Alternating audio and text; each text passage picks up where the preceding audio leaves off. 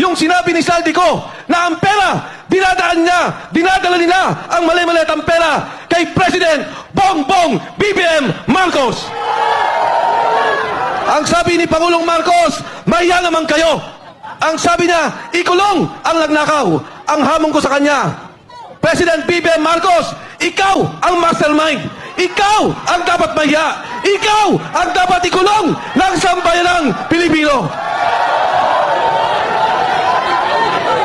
Ngayon, sasabihin nila, ang sabi po nila, Saldico, umuwi ka, harapin mo ang kaso. Ngayon, ang sabi nila, may kaso na si Saldico. Nung araw, ang sabi nila, wala silang kaso kay Saldico. Nung sila na ang tinuro, Speaker Martin Romualdez, President Bongbong Marcos, biglang nagkakaso, biglang papauwiin dito. Para ano? Patahimikin? Para ano? Pabaliktarin?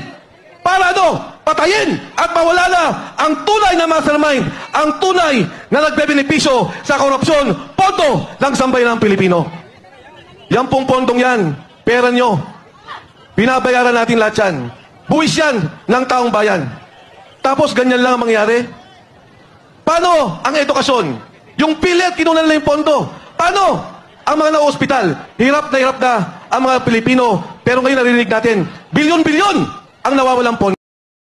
Pera. Ang katunayan mo,